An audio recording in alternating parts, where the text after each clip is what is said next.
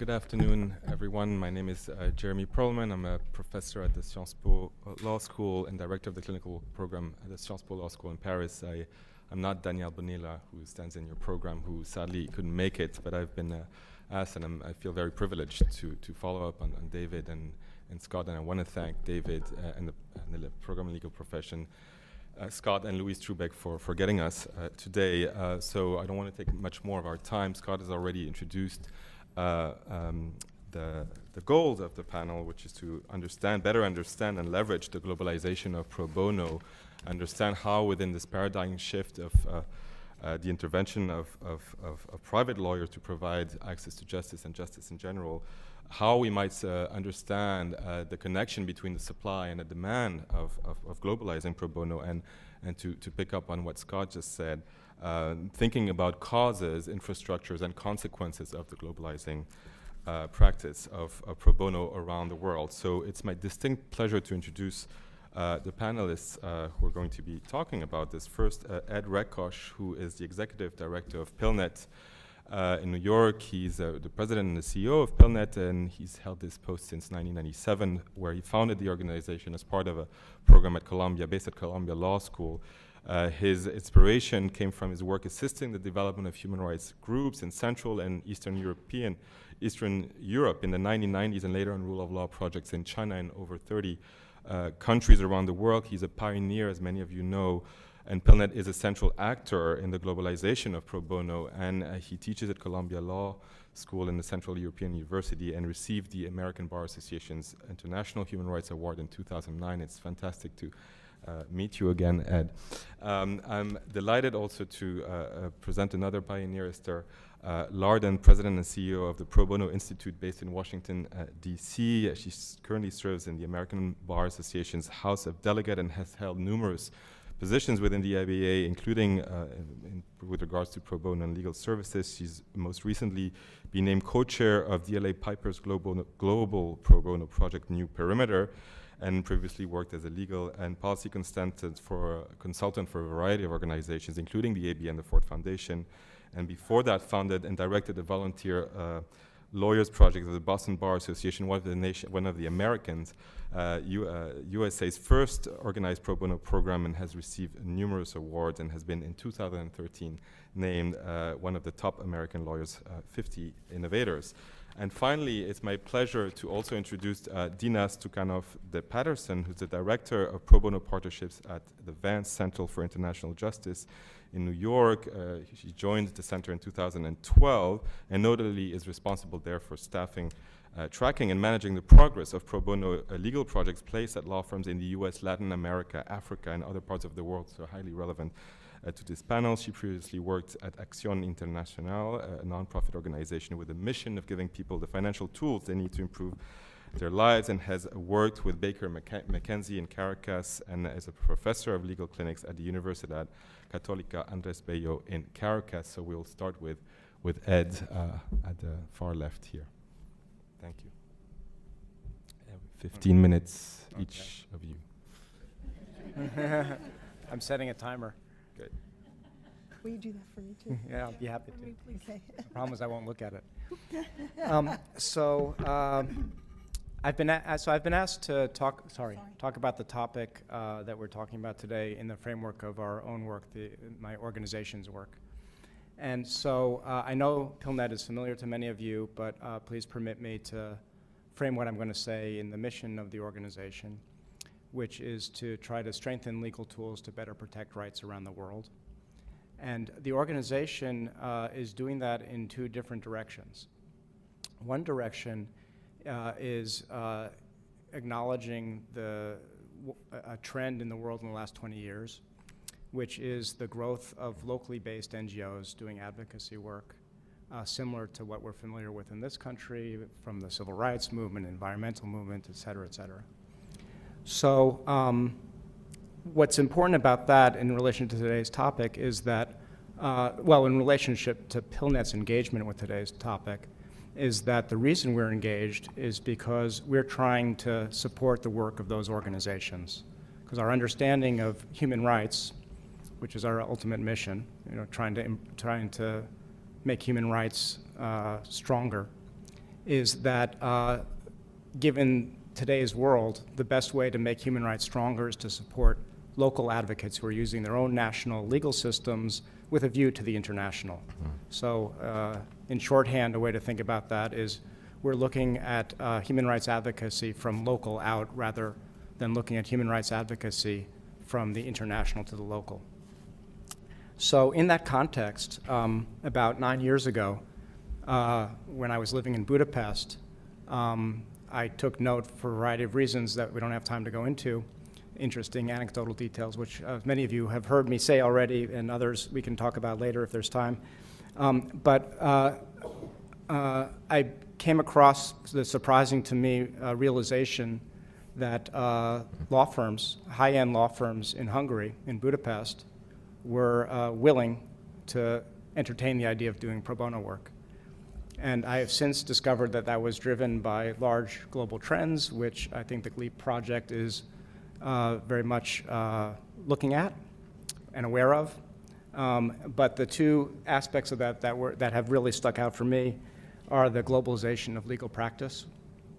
So, and one specific aspect of that, the mere fact that, to pick on Miriam Buell for a second, the fact that if I went to the managing partner of Weil Gottschall in Budapest and wanted to talk about pro bono, he would say, oh yeah, you know, Miriam. And so there was a global connection there that softened up local actors in the top end of the Budapest market. And then the other trend is corporate social responsibility, which of course in Europe has been stronger, or historically has been stronger even than in the United States. And that leads corporate clients to ask their vendors, like law firms, what's your CSR? And the managing partners of Budapest firms didn't know what to say, because they didn't understand whether, they didn't feel very good about painting fences and reading to school kids as prominent, prestigious corporate lawyers. So, but they did understand that if they could use their legal skills in a similar way, and then report that to their corporate clients, that might be better. So, those are. So sorry, I need to drink something. Too much food you gave us.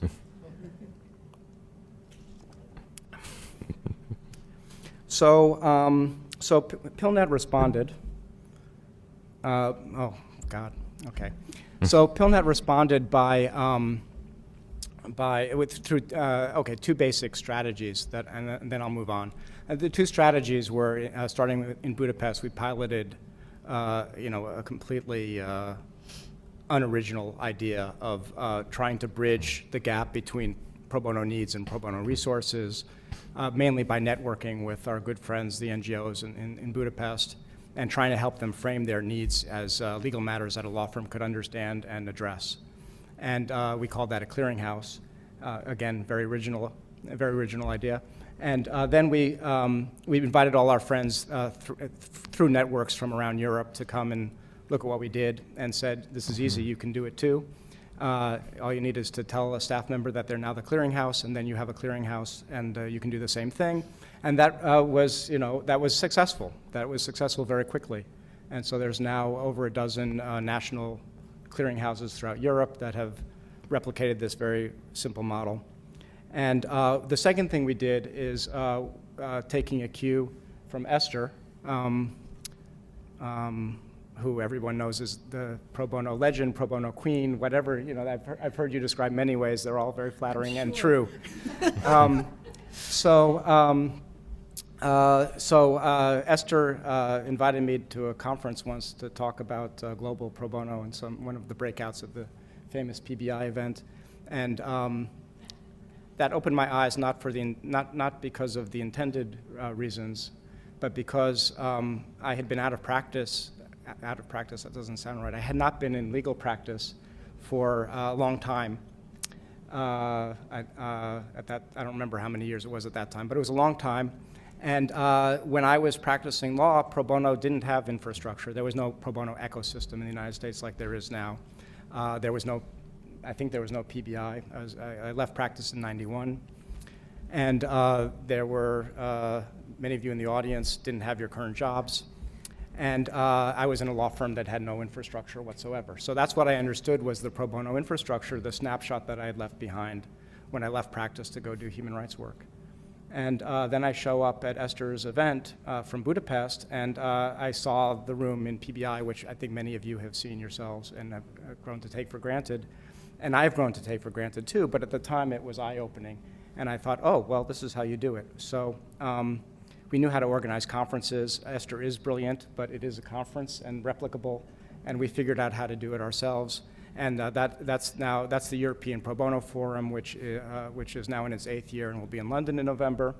And we're starting to adopt similar strategies elsewhere in the world, and I need to move on. So the second topic I wanted to talk about is our experience in the countries that are the subject of the study, China, India, Brazil. I won't talk long about that because I want to get to talking about another country or two that is not yet in the study, but where interesting things are happening or where I think interesting things will happen. But in China, so let's see how briefly I can do this. Okay. In China, it's obviously a very different situation, and we're talking here about legal needs as a topic of the panel. I would reformulate the question for China because, of course, there's tons and tons of legal needs, but I don't think it's really the right question in China. The real question would be legal possibilities, because the legal needs are enormous: migrant workers and women's rights, and of course other human rights, other human rights.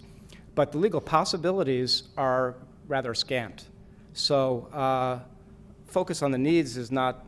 It's an important question, I suppose, but the first question really is what's possible. And there are a lot of possibilities, actually, but not for all the legal needs and not in all the ways that are possible in other places. But I don't think I really have time to go into detail about this, so maybe I'll just leave it at that one headline. India is a place where there's also a lot of legal needs, obviously. And there have been a lot of solutions developed to meet those legal needs. Famously, India pioneered the whole concept one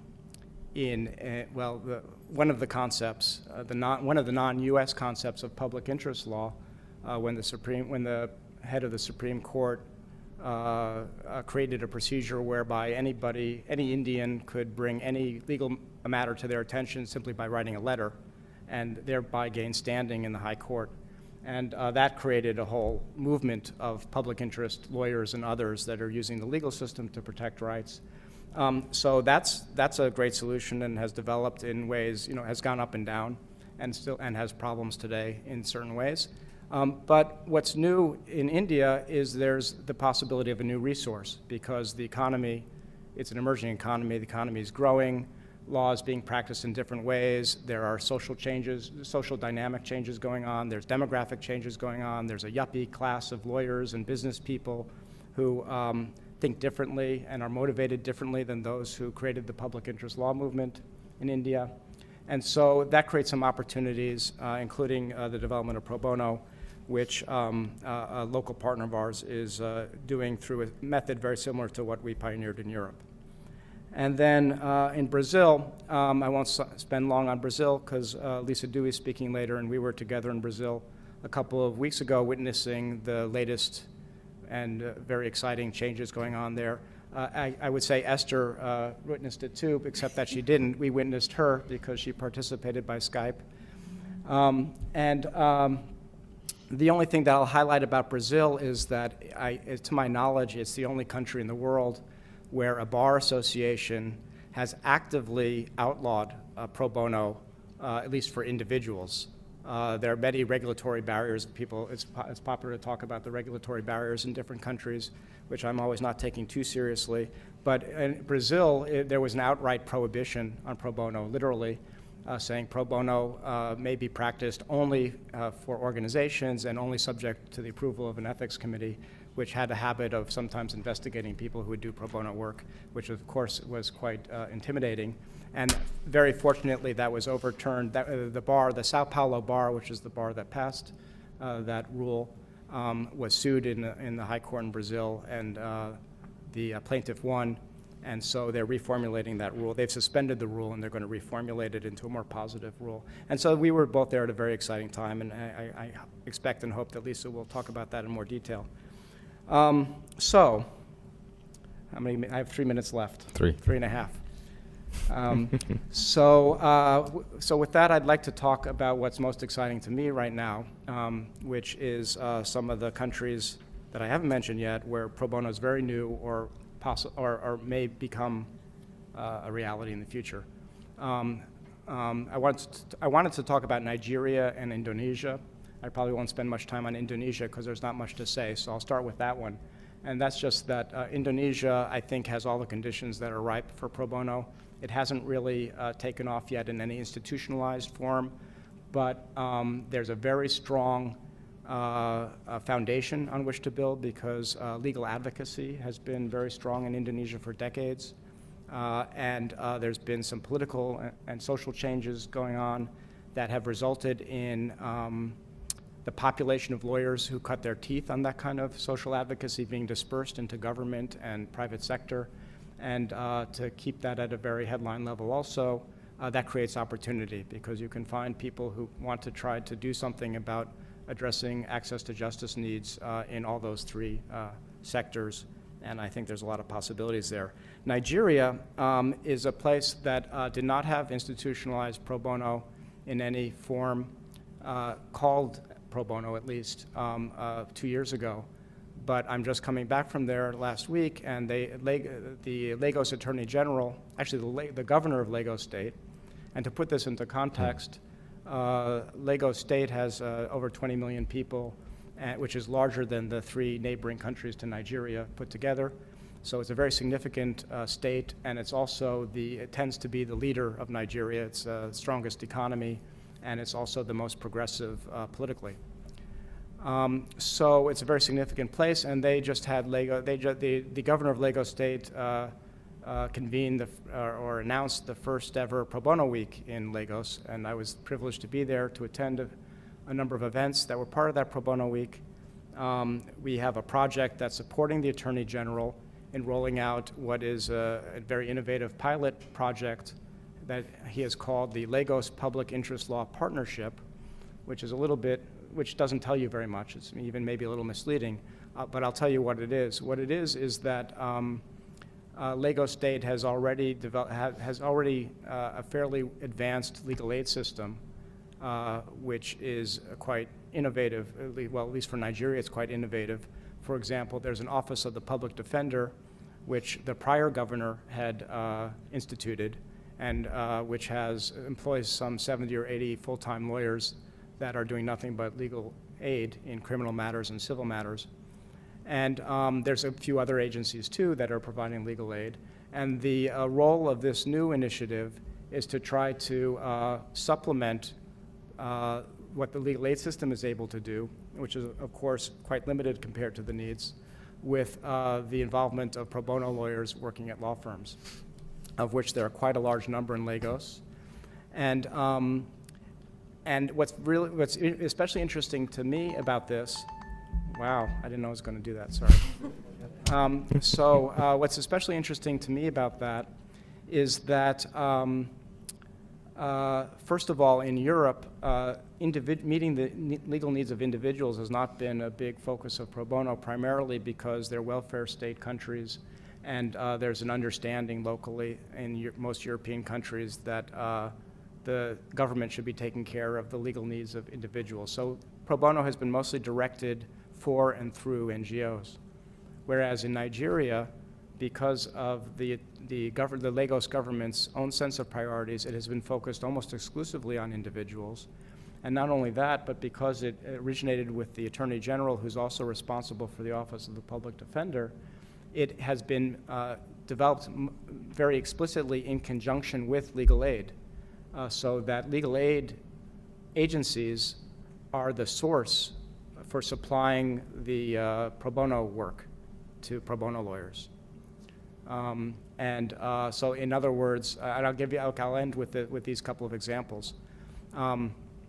On last Friday was the first ever pro bono awards that the governor gave out, and there were five law firms that were singled out, not because they were, as the governor said, not because they necessarily did the most or best pro bono, but just simply because they were aware that some good things had happened.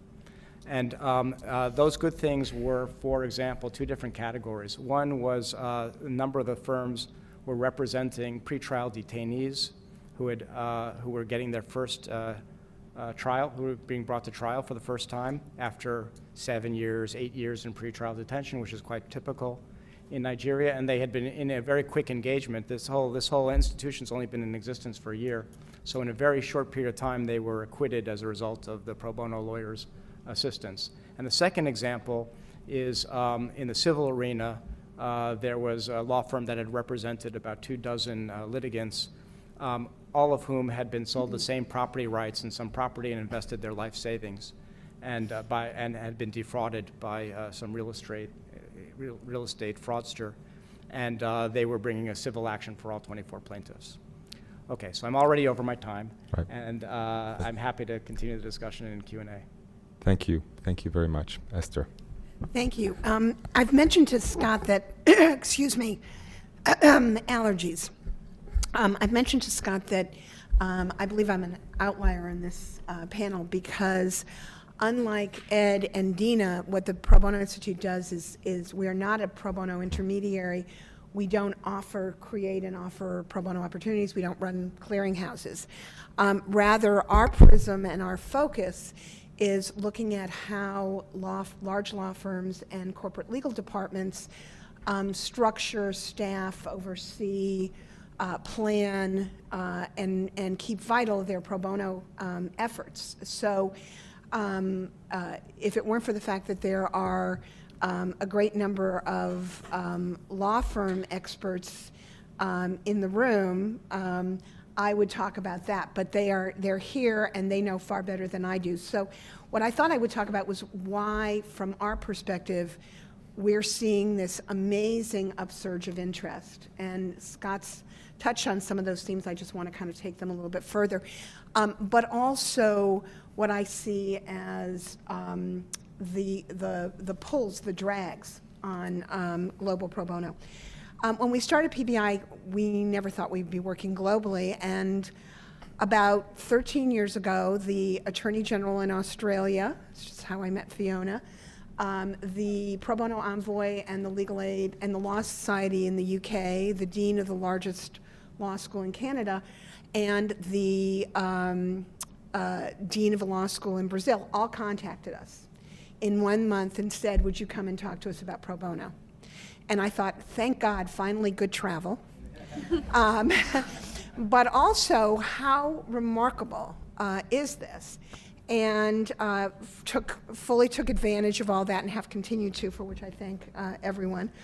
But I think that, and what that also led us to do in that period was to work with Latham and Watkins on a project that we've now, a couple of years ago, completed the latest iteration of and are about to begin again, and that is looking at an analysis, and you can see this on our website for those of you who don't know about this, looking at an analysis of a number of countries and what's going on there with respect to legal aid, legal need, a bit about the legal profession itself, because that's so important, and pro bono, whatever and however that may be. And I completely agree with Scott that what we have is a tapestry, and that's good and bad in some respects.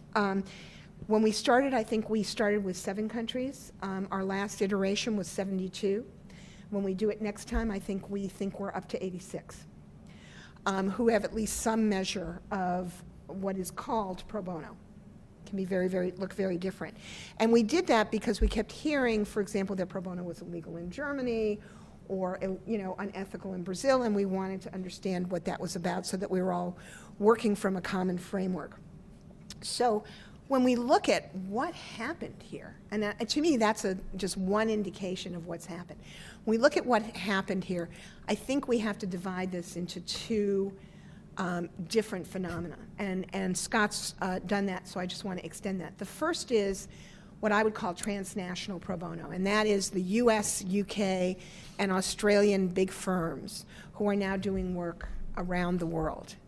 And I think that that's a function of a number of things. On the commercial side, there is a very simple explanation. All you have to do is read what the World Bank and the IMF are saying about where tomorrow's business is. It is not in the US, we're stagnant. It is not in old Europe, it is stagnant. It is, in fact, in the rest of the world. As a result, the corporate clients are all going out and trying to figure out how to do business in all of these countries. And as non-orthodox and heterogeneous as the pro bono culture is, so is the culture of doing business there. It is fraught, complicated, ever-changing, quite treacherous, and fascinating. And so they bring along, of course, their lawyers to help them explain how to do that work. And then their law firms, their outside law firms, then come along wanting to situate themselves to help the lawyers. So the commercial side is very explicable.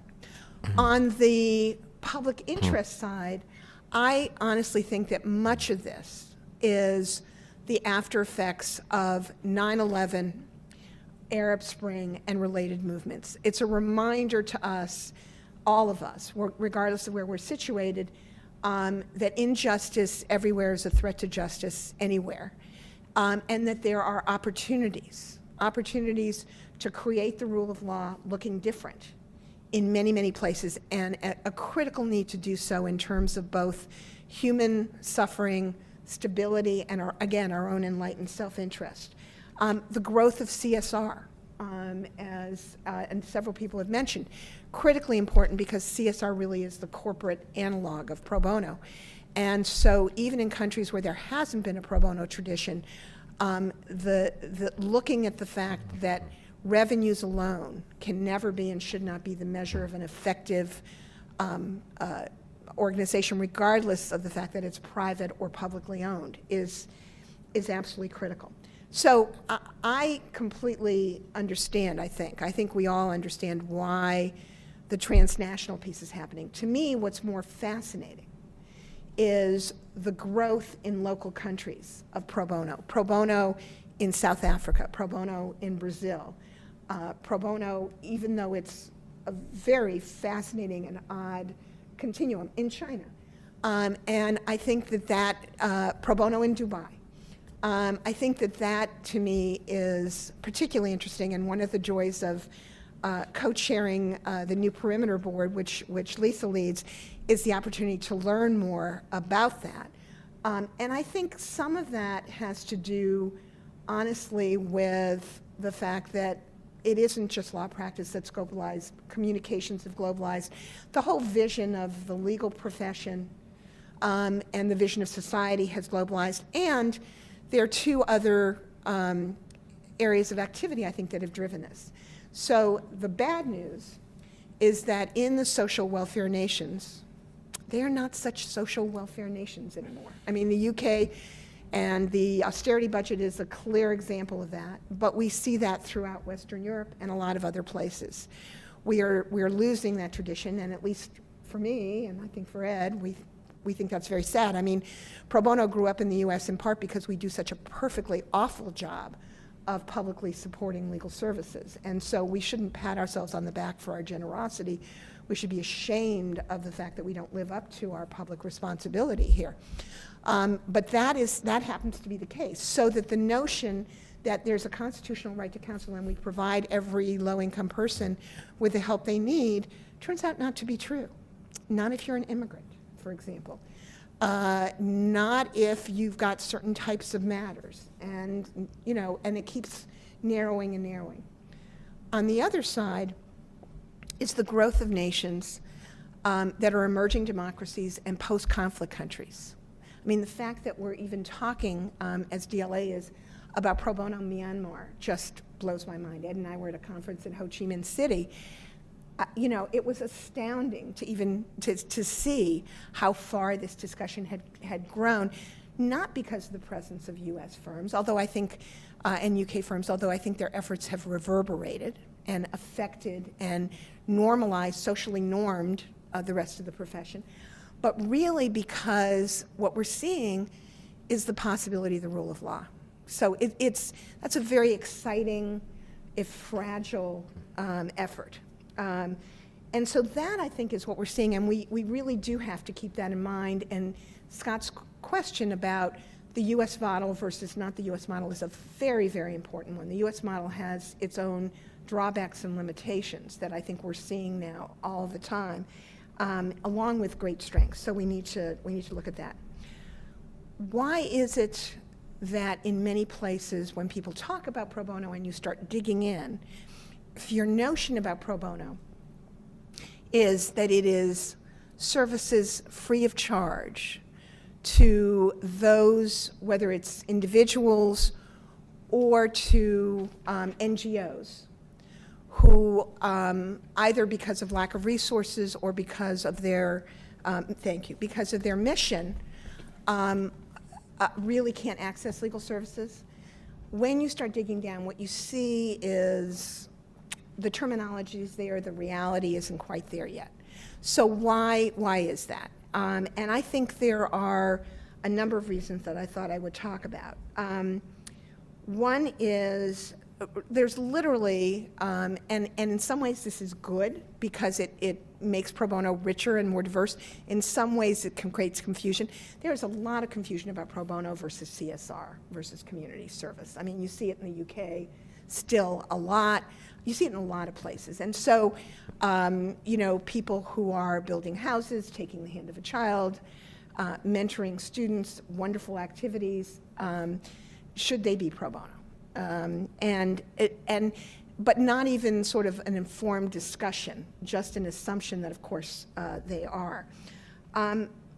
More importantly, particularly in countries where there has been a far greater public commitment of funding and a greater infrastructure, the concern, again, that Scott mentioned, is pro bono going to undermine or give comfort to those who think that government shouldn't have a role here? It's an astonishing thing to me to think that a government formulated on rule of law would say, we have no role in ensuring that lack of financial resources makes a difference between whether you get justice or you don't get justice. I mean, I have a little trouble getting my mind around that.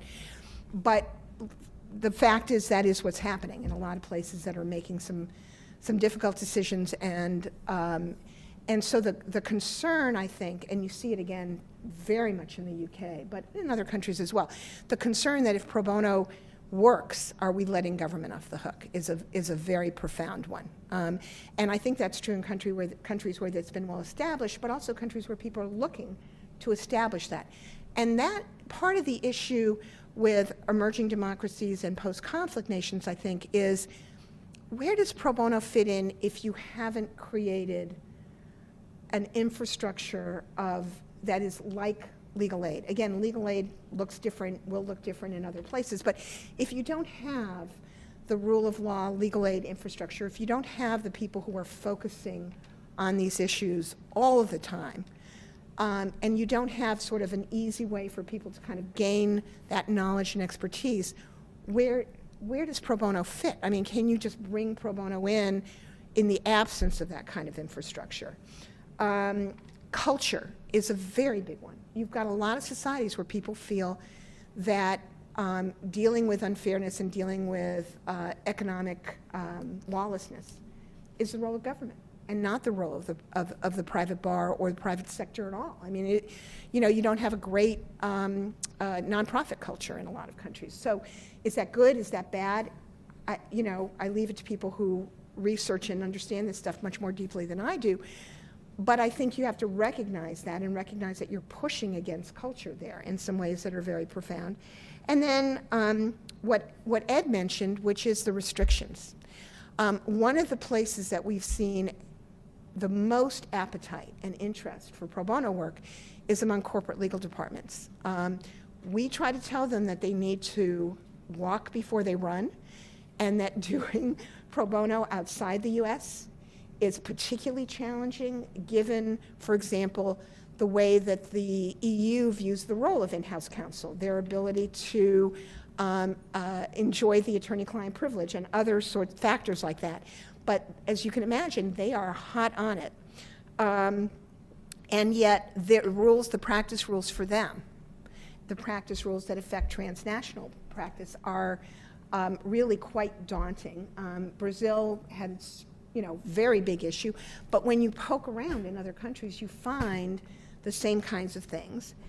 And finally, I would say the issue of sourcing is still a big one. We have PillNet networks, we have organizations like the Vance Center. It's a small group of organizations that are covering, again, a wide variety of countries, a lot of territory, a lot of differences.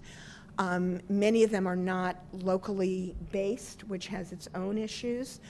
And they vary very much in capacity, honestly, at this point. Many of them are nascent, and they vary in capacity. And so one of the concerns we have is, in order to sort of feed the beast, if you will, what we see is a wide range of pro bono work being provided, some of which is absolutely terrific, some of which feels a little make work and a little redundant. And I think that's a concern because this is too important a resource. In wrapping up, I would just say one thing, and that is, and it's so wonderful that you're doing this program and that GLEE is looking at this. By the way, I'm a Gleek, so I particularly like that name. But that it's so wonderful that you're doing this, because I do think that for all of the remarkable successes and progress that's occurred in the US, and I'm looking at it in an audience of people who are very much hands-on responsible for doing that, the leaders of pro bono and some of the great law firms in this country, and some firms that would never call themselves US firms. Hi, Angela. The fact is that what we have in the US is somewhat blindered. It's built on a legal aid system that, as we look at it now, is not a system that is really effective, I would say, for the 21st century. It is randomized, it has inefficiencies, it is not focused on looking at outcomes and impact. It is focused on inputs in a way that I think is troubling, and we're trying to do something about that. So to me, when I look at, and this was the revelation of going to Australia and meeting Fiona, looking at the brilliant things that were going on all the way across the world that we had never heard of and that we've stolen from because they're very generous about it. When I look at what's going on in South Africa, when I look at what might emerge in Brazil or Nigeria or Singapore or wherever it may be, I think the most important thing we can do is to do the research, to do the judgment, the curating, the careful criticism, understanding a different social setting, a different professional setting, and to see what we can bring back here and keep doing that in a continuous cycle of improvement and innovation. And I will stop there. Thank you very much. So we've had a great overlook of the exciting opportunities happening, and also really good descriptions of some of the common challenges so far. So this is really sticking to the themes of this panel. So Dina, thank you. Yes. So I'll speak a little bit about the evolution of pro bono work in Latin America and also some current opportunities and challenges. So the pro bono movement in Latin America really started in the early 2000s when a group of attorneys from New York and from Latin America started to discuss and see how they could collaborate together to promote and institutionalize pro bono in the region. Because even though some law firms and some organizations that were doing it, it was really not institutionalized, and there were really not they didn't know that they were actually doing pro bono work. So to that end, the Van Center, together with partners in Latin America, started to coordinate and organize a series of conferences. So in 2001, there was one in Argentina with Universidad de Palermo and the local clearinghouse that's based at the Bar Association of the City of Buenos Aires. In 2002, there was another one in Chile, also organized by the Van Center and a local partner there, Fundación Pro Bono Chile. And in 2003, there was one in Brazil, organized with the Instituto Pro Bono. And in all of those conferences, they were regional, and they were trying to discuss the role of the attorneys and lawyers, their ethical obligation to meet the needs of the poor, given their role as guardians of justice. And so they were trying to focus on this and also started a dialogue with the civil society, because in some countries in Latin America, the legal profession was on one side and then the NGO sector was on the other side, and there's really no intermediary that could connect them both. And this series of conferences helped with that. Also at the Van Center, we also assisted in organizing a series of video conferences and other activities to exchange the best practices that we had in the US with Latin America. And this was all in the early 2000s, because really in Latin America, they didn't have manuals and other types of instruments. Around in 2005, there was a big conference at the New York City Bar Association with more than 60 leaders from law firms, NGOs, bar association, law schools that all came to New York from, I believe, 7 or 8 countries in Latin America to talk about what have we achieved in the last 5 years and what should be our future agenda. And what they come up with that was appointed a drafting committee, and they all decided that it would be helpful to have a declaration of pro bono for the Americas. So they appointed a committee of about 9 leaders, partners from major law firms, local law firms in different countries in Latin America. It's, I think, precisely 9. And the Van Center coordinated all of these efforts, and they worked together for a series of 18 months through a period of consultations and other activities. And they drafted a very simple document, which was basically 3 pages. And they came with a common definition of what is pro bono. Because in Latin America, and also like Esther, what you were mentioning, some law firms, they said, well, we go, I don't know, during the weekend and we paint a school. Or we do this work for one of our clients, and then they might think that that's pro bono when it's really not. So this group of attorneys from Latin America, they sat down and came up with a sole and unique definition of pro bono.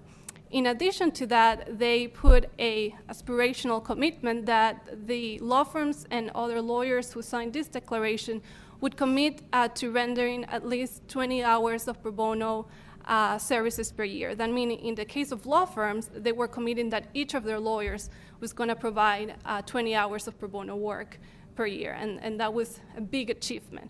And that declaration came into force in 2008. And initially, as I said, there were 9 countries that were part of that drafting committee. But by now, there are more than 500 signatories all over the Americas and in 21 countries. So that's really a great achievement. In addition to that, and having all of these law firms signing on to the pro bono declaration, we started to see the establishment of clearinghouses in different countries. So right now, there are 13 clearinghouses, and so some of just to name a few, there's clearinghouses in Mexico, Paraguay, Argentina, Venezuela, Brazil, Chile, Colombia, Costa Rica, the Dominican Republic, Peru, Mexico, and now they're also started in Bolivia. And what they do is they work locally, they look for pro bono opportunities in the country and connect organizations and of course in Brazil there's some restrictions, but mainly, and depends on the nature of all of these clearinghouses, they basically connect the NGOs and individuals with local law firms. And all of them, they take different shapes. Some of them, for instance, Oh, wow, only 5 minutes left. Yeah, so they all take different forms. And so, for instance, in Colombia and in Chile and in other places, there are fundaciones, which is organizations that are solely dedicated to basically doing pro bono work. And there are others that might be based at a bar association. That's the case, for instance, in Mexico, Costa Rica, and Argentina. There are also others that are based at a university, such as in Paraguay. So there has been a lot of development.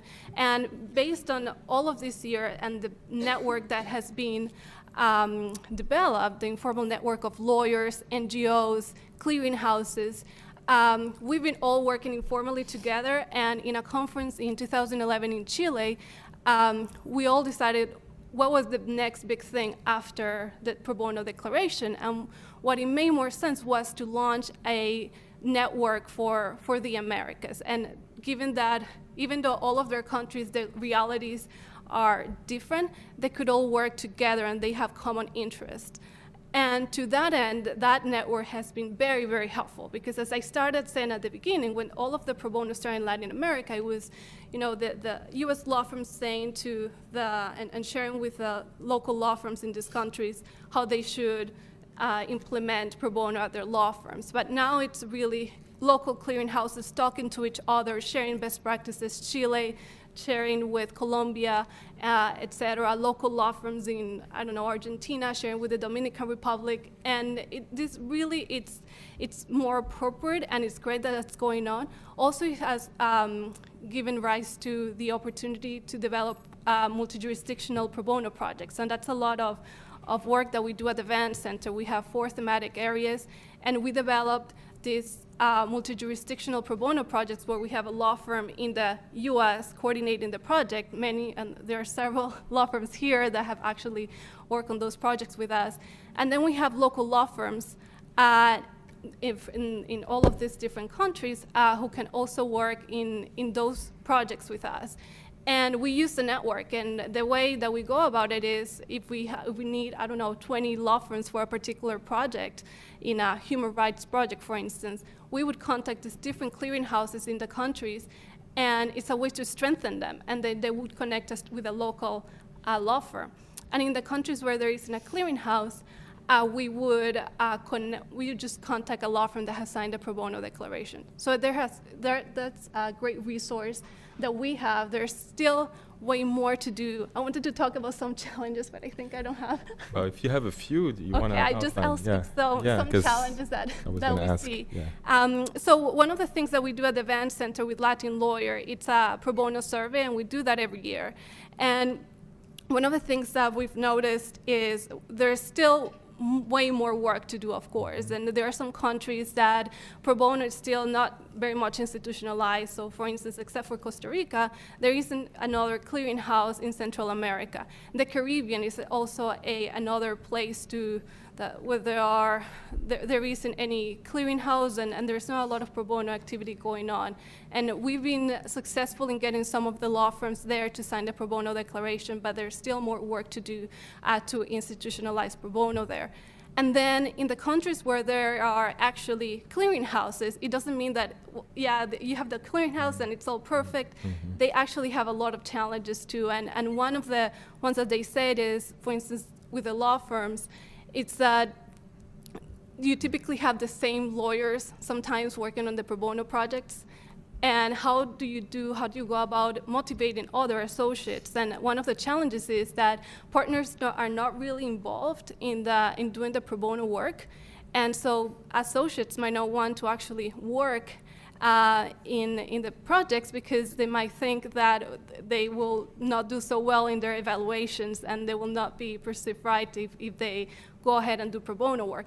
Another thing that happens in a lot of law firms in Latin America is that pro bono, it's not recognized in their billable hours. So they had to do all of this in their free time, and it can be very challenging. And another of the big, and this is the last challenge that I would say, it's all of these clearinghouses, they're doing amazing work. And most of them are, they need funding. And at the start, they might get a grant from a foundation, but then it starts to get tricky and getting more funding. and to get more funding. So for instance, in Chile, Colombia, Argentina, they've been good with getting funding from the local law firms, but in others it's a little bit more challenging, and it's hard to really show to the law firms that these clearinghouses, they're actually providing a service to them, because they say, what do you want? Do you want money? I already am providing the services and for free. And it's hard and sometimes to make them understand that these clearinghouses, they have a really important role in screening cases for them, going out and looking for the cases for them, helping them with the management, looking for cases that the law firm actually wants to do. So that has been something tough and something that we all have been trying to work with the law firms to try to encourage them to, in addition to taking on the cases, to also provide some contributions to these clearinghouses. Thank you very much. Thanks to all the panelists. This was really interesting. So we have about half an hour of discussion, and I will just use my privilege to be sitting here just to raise one question. So to take cue on Scott's framing of thinking about this in terms of causes, organization, and consequences, we heard a lot of really interesting things, both in terms of opportunities and challenges with regards to causes in some fashion, but mostly in terms of organization. And we just heard really interesting insights from Dina about this. In terms of the consequences, obviously to a Western European and to a French ear, it was quite interesting to hear both Esther and Ed talking about the possible undermining of publicly funded and constitutionally guaranteed legal aid, and the erosion already happening under austerity measures, how that would maybe further that. But my question is, this potentially presupposes that publicly funded legal aid is a good model, which I would agree with, but that the kind of legal services for the poor that are provided, that's means tested in most cases, is sort of the ideal model. So my question is, if pro bono is going to potentially displace this, and it's a question both of opportunities and challenges, is it going to displace it for the better? And Scott talked about how the better might be a contested notion, or whether we can see pro bono, the emergence of pro bono as a complement to this, or as replacing publicly funded legal aid. What are the opportunities? Are we going to see the emergence of new and more promising kind of legal services that would go further than what's provided by publicly legal aid? Well, publicly funded. Could I? Yeah. I mean, to some extent, we address that issue in the U.S. And one country is not a template for other countries, but the growth of pro bono intermediaries or clearinghouses, whatever you want to call them, in the U.S. Occurred for a variety of reasons at the very same time that the budget of the National Legal Services Corporation was cut by 25%. And there was, and when the President of the United States had recommended zero funding for legal services. And there was this fear. Now, I think that what has happened is that legal services and its funding has survived. Its funding has, in some places, gotten more troubling, in some places more diversified. But one thing that has occurred is I think there clearly isn't a sense of displacement. Even with the growing institutionalization and maturation of the programs at law firms and to a lesser extent at legal departments, there's a recognition that that is a complementary model that has many, many limitations. If you look at issues like true and positional conflicts of interest, if you look at the ability to handle emergencies, it's amazing to see the breadth of work that's being done by pro bono lawyers and entities, but they cannot do everything. And in a certain respect, understanding in a hands-on way the need, the intensity of the need, and the complexity of the need could theoretically help with funding. I don't know how and whether that can translate in other cultures. It does, though, raise an issue that I was thinking about when Dina was talking, and a bigger issue, which is what is our goal with global pro bono? I mean, is our goal to have pro bono in every nation, or are there nations either because they do, hopefully, such a very, very good job of public funding and meeting the need, or because they simply don't have, you know, I think about African nations that have such a small legal community, just generally, or nations where there isn't stability of rule of law. How is it part of our goal? Is it really an effective use of resources to try to build pro bono cultures there? And I think that's to me, that's an even bigger issue. So I'd like to address the question too, and it's a very important question. But in my view, it's not really a question of reality. It's not a real question. It's not a question. It's not an empirical question, because pro bono. I've never seen pro bono displace legal aid anywhere in the world, and I think that displacement is important as a question because it's a very important part of political discourse, because it becomes a matter of political rhetoric. The prospect, the mere question, can pro bono displace legal aid, becomes a reality itself, just the question. The on-the-ground reality, never, because I have never seen any pro bono that's substituting for legal aid anywhere in the world. And I think this is especially relevant in UK, which is a good, I want to use two real-world examples. One is the UK, the other is France. So in the UK, pro bono developed, as Susie knows very well because she was there, at a time in the UK where I'm not completely sure of this fact, but I believe that the UK was spending more per capita on legal aid than any other country in the world. Certainly that has been generally true. It's 10 times more than the US, which is a fact that Esther knows. But I've seen tables, and I think it's the highest per capita in the world, or was. I'm not sure about now. So pro bono developed in those circumstances, which therefore makes you wonder, you know, where's this question of displacement coming from? Of course, when for other reasons the UK government wanted to cut back on legal aid, pro bono became a convenient rhetorical opportunity. Don't worry, citizens, don't fear austerity because we have pro bono. And of course, that has produced quite a lot of contentious debate inside the UK, where a lot of the leaders of the pro bono community don't feel that that's possible for pro bono to replace the legal aid that's disappeared. And we can talk about that more in detail maybe later. I don't want to take too much airtime with that right now. The other example that I wanted to talk about is France. So France is you know, paradigm welfare state. It's interesting that pro bono has developed there. That's not the question that you asked, but I think it's a good example, a good test case of my particular preferred theory for why pro bono is developing all over the world, which is tied to the Anglo-Saxon business model. But again, we can talk about that in a little while if you want to. But what I want to say in reference to your question is that I don't remember exactly how many years ago, so some 10 or 15 years ago, Droit d'Urgence, an NGO in France, started providing pro bono legal assistance through volunteer lawyers to the sans-papiers, the immigrant community, I don't know if you would say they were illegal aliens, but anyway, non-legalized aliens in France who don't get official legal aid. So a good example of a crack in the legal aid system. And my general point is that there are, no matter what the legal aid system, there are always cracks, and there's evidence to show that pro bono generally tends to focus on those cracks, and that's where it's most useful. Can I just ask a follow-up about the relationship between the growth of pro bono and the Anglo-Saxon business model you mentioned earlier? Okay, so thank you for the question. So in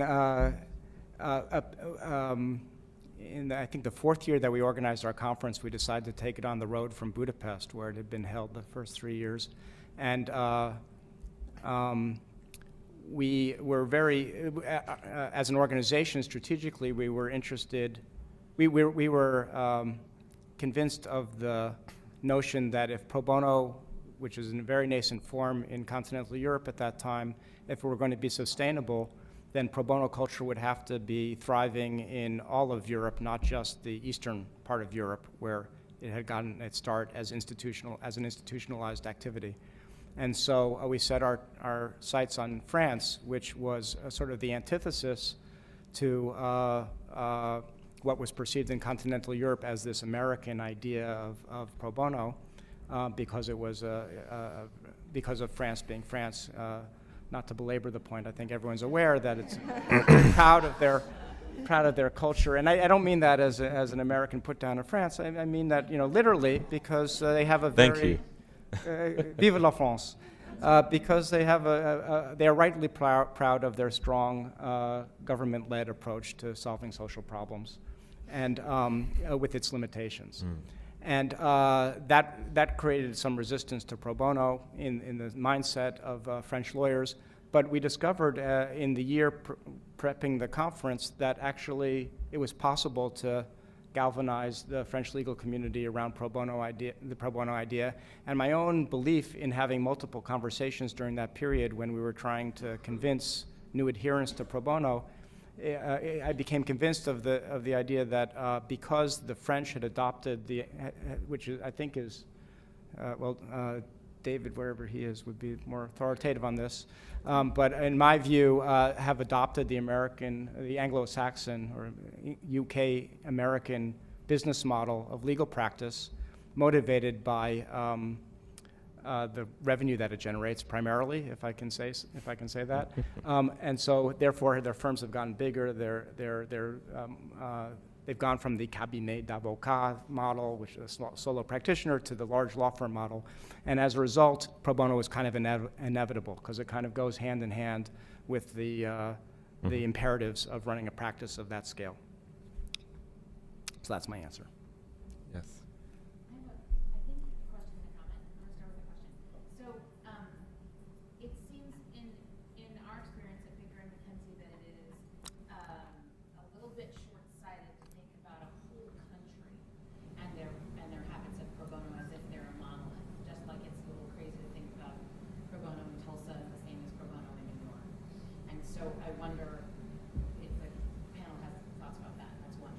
The second one is going to be a comment that I'm going to try to make look like a question. It's scary from a perspective that we have to think about emerging markets, looking at the pro bono model that we are doing anywhere else in the United States or UK or anywhere else, because it is so flawed, as you've all pointed out, and it is trying to sort of drink from a fire hose rather than go back and figure out how to fix the fire hose.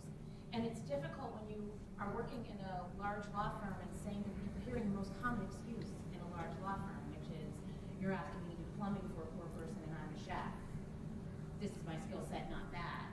And they're right and they're wrong, right? It's a little bit of an excuse, but they're also wrong because chefs do fix plumbing if the place is about to flood. So that is a long way of saying, shouldn't places like Nigeria, who have all of these really, really bottom of the statistic things in the entire world, and really, really top of the statistic things in the entire world when it comes to wealth and riches and things that our clients want to exploit,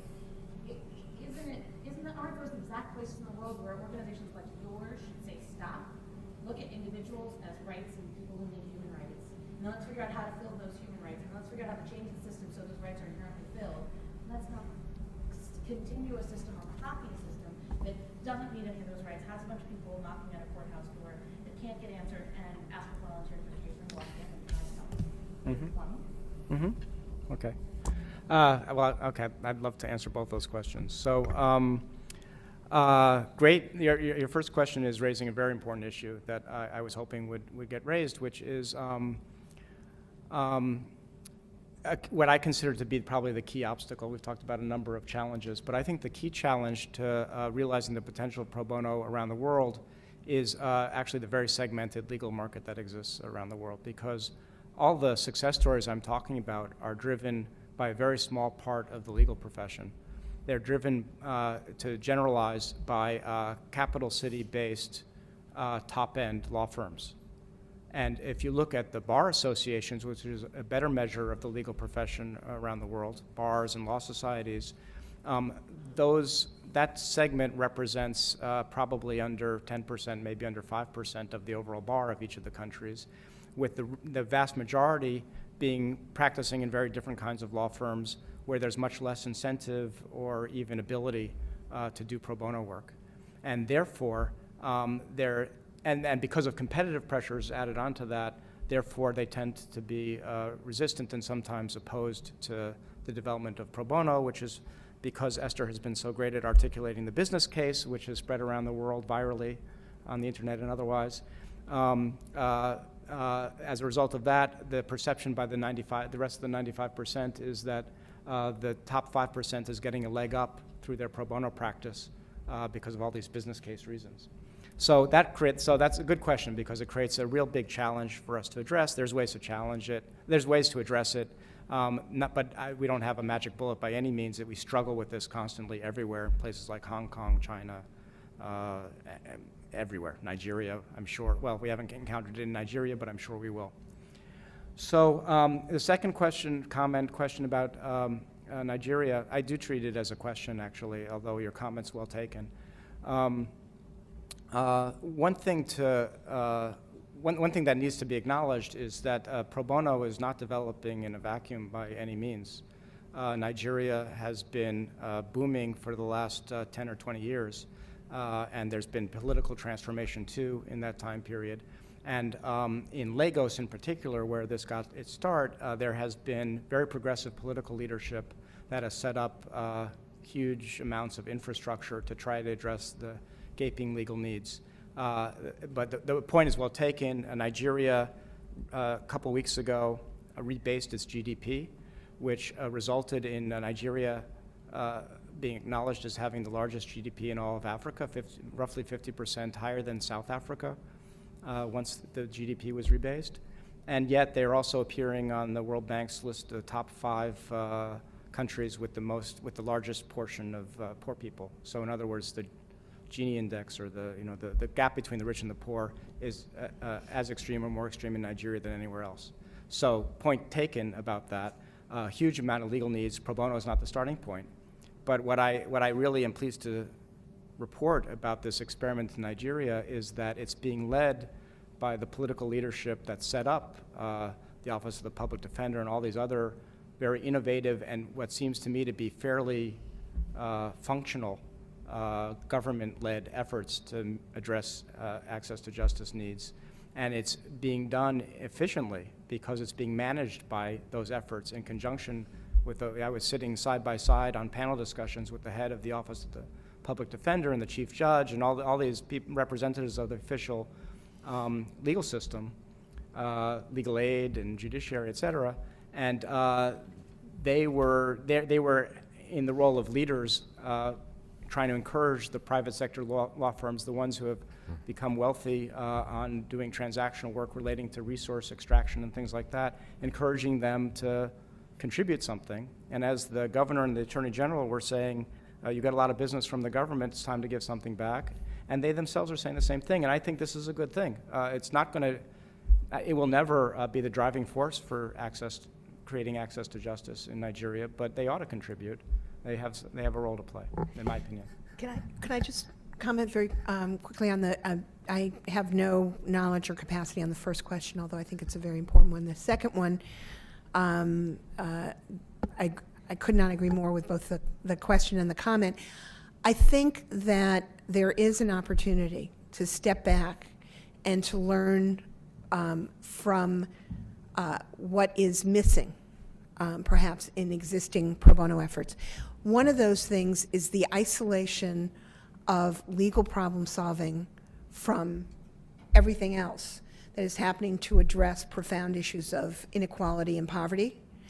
And in many of these countries, and I'm happy to hear what you said about Nigeria. In many of these countries, I think there is the opportunity to address them from the ground up and to realize that lawyers and courts could be part of the solution, but they can never drive the entire solution, and that this has to happen in conjunction with political and economic realities, other professions, the role of other players, including government, and to not do what we've done actually in the U.S., and hopefully we're now learning and beginning to break out of that, but which is to sort of put the legal aid piece or the access to justice piece over here, and then, just kind of not learn from and not work with people who are actually addressing the problems of that same population, the same issues. So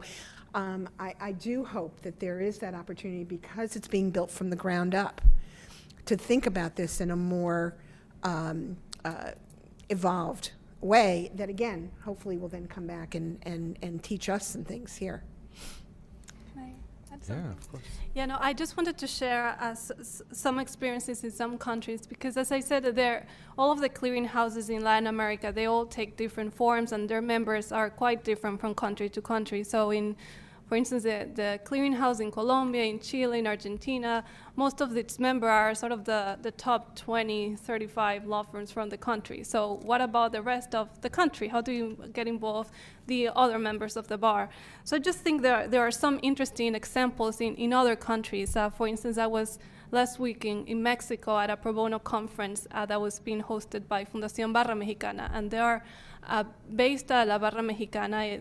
It's not a mandatory bar, but they're trying to get the pro bono to extend it not only to the big law firms, but also to the medium and small law firms too, and the sole practitioners who are members of the bar.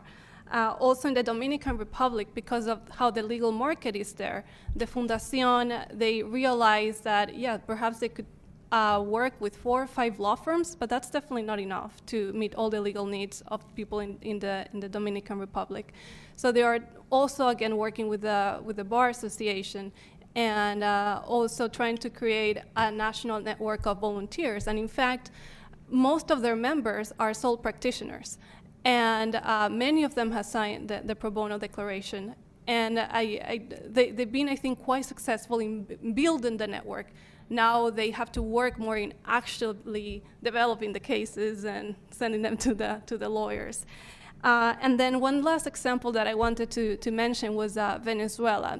Because of the political situation there, it has been hard to get the law firms really active in doing pro bono there. And one of the clearinghouses there has to be try to become and be creative and think, well, perhaps the law firms can help us with some issues, for instance, research matters, etc. But there are some that they either don't have the time, and because of everything that's going on in Venezuela, they don't want to get involved. So what they're trying to do is just work with sole practitioners or attorneys who work at law firms but in their individual capacities, and do a network of volunteers and just go directly to the slums, and they themselves also start providing services to the poor and do clinics there. So that's also some interesting examples. So. Thank you. Tara. Yeah, I had a question about more very complex cases, right? So, it seems to me that one of the big challenges of pro bono is that it's relatively easier to bite off a smaller problem and deal with that. But when you're talking about long-term cases with lots and lots of moving parts, complex engagement, particularly globally across cultural barriers, and I'm just wondering where you see the challenges and opportunities well, I see a lot of challenges, but I guess where do you see the opportunities for pro bono to engage? Because I'm sure you all have thought about this. I would say a couple of things. One is, and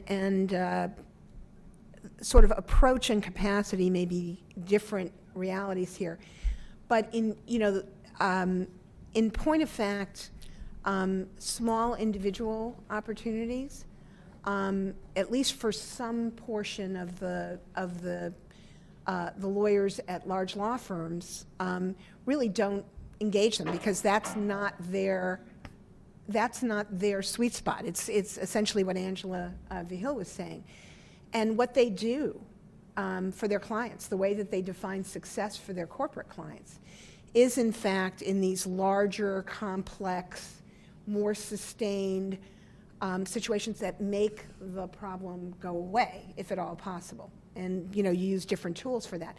So in some respects, while it is these multi-jurisdictional time-intensive, skills-intensive projects can be somewhat daunting, they're also, I think, very much attractive to many of the larger firms. You know, you need to sort of, again, address issues of capacity and that sort of thing, but in many ways, this feels like the right place for them to be.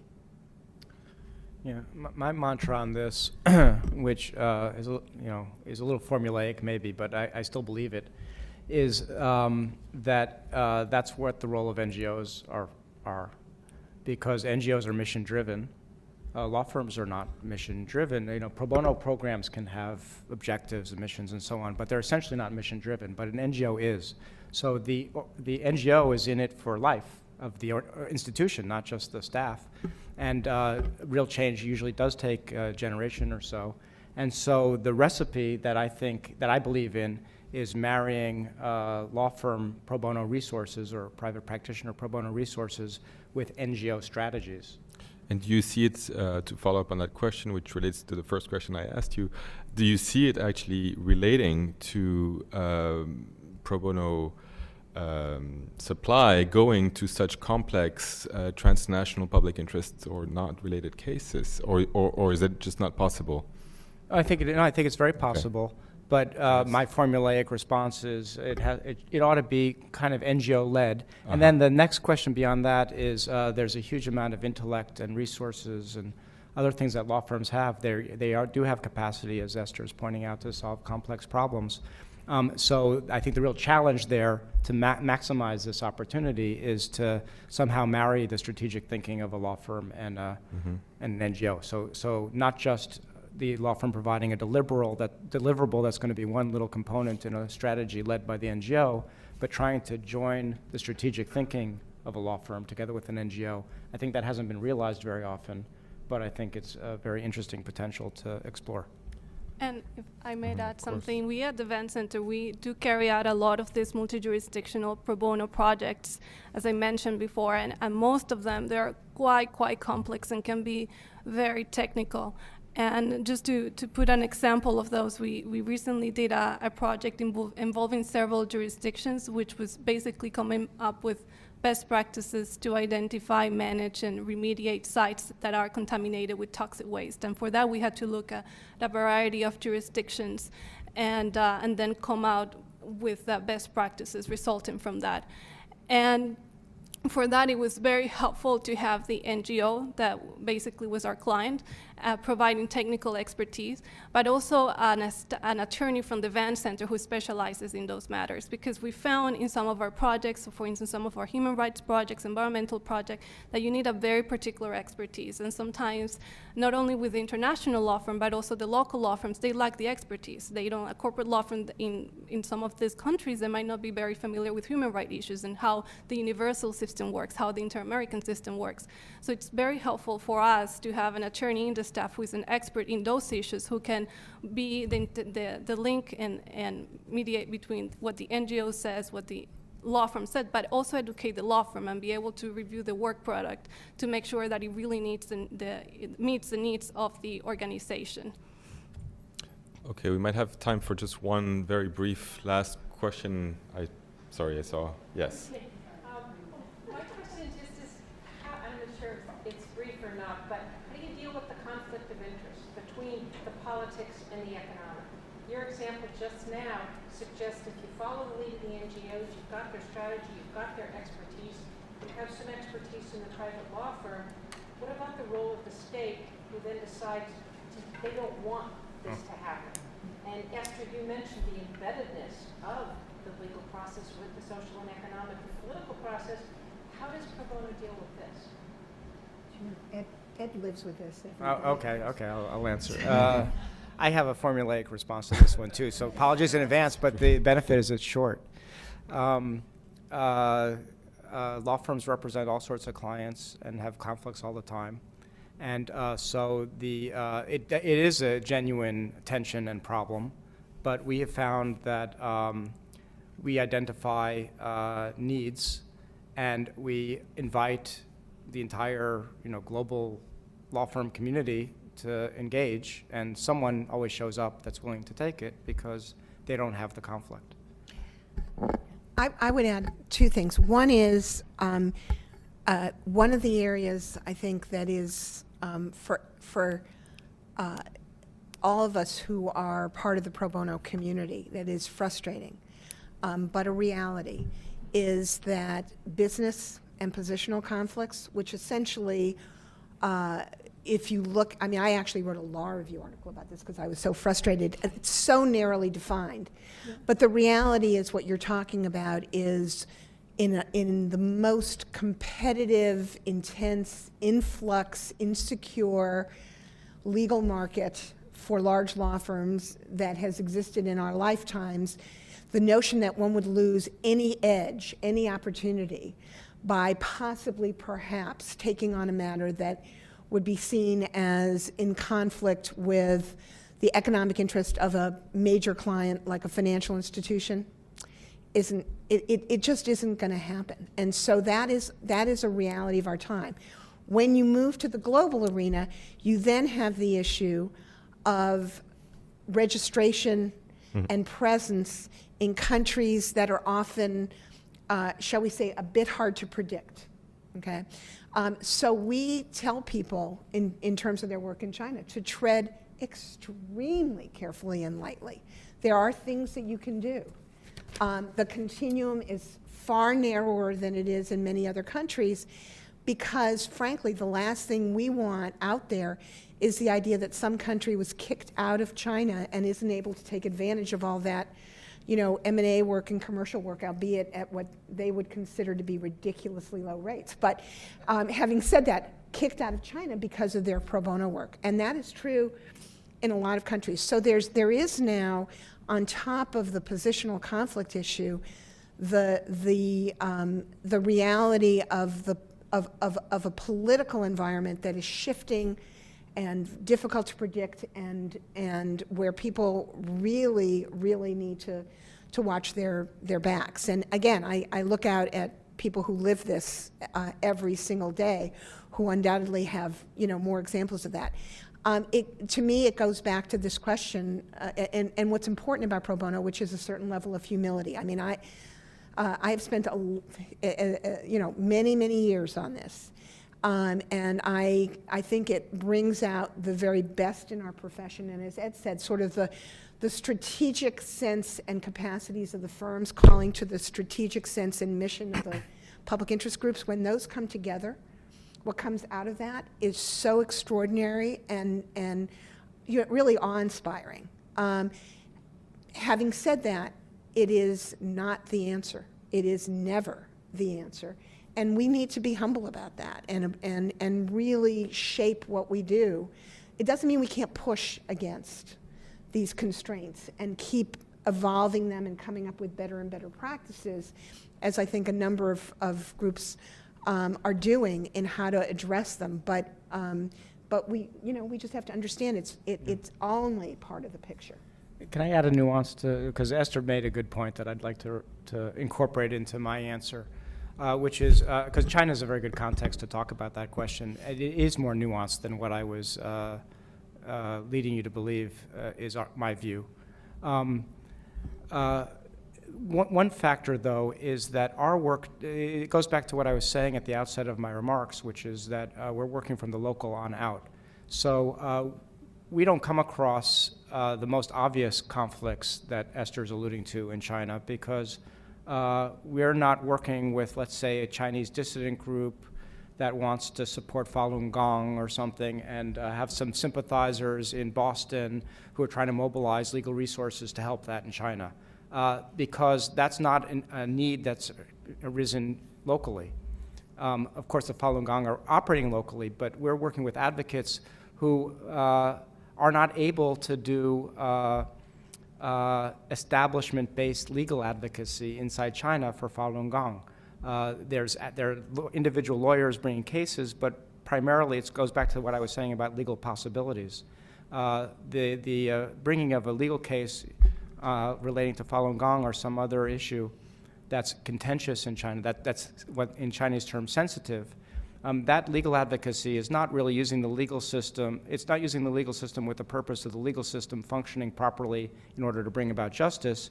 It's using the legal system as a tool in a much broader advocacy strategy that's international and political. And those are two different things. And so not to denigrate in any way the great human rights advocacy being done on the global level in the political realm and the diplomatic realm, but it's not what we're focused on. We're focused on using the legal system in the way that's intended, and so those very contentious kinds of cases don't tend to come up in our work. That being said, it is sometimes hard to place a matter even on something like environmental litigation or something like that in China, which is not nearly as sensitive as one might think. But sometimes it runs aground against the resistance that Esther is alluding to. But then what I was saying before more or less applies. We can often find someone who's willing to take the case. Sometimes we're working with law firms that don't have, that are not in the market where the case arises if it's a very sensitive one. Thank you. So please join me in thanking the panelists for really, really nice discussions.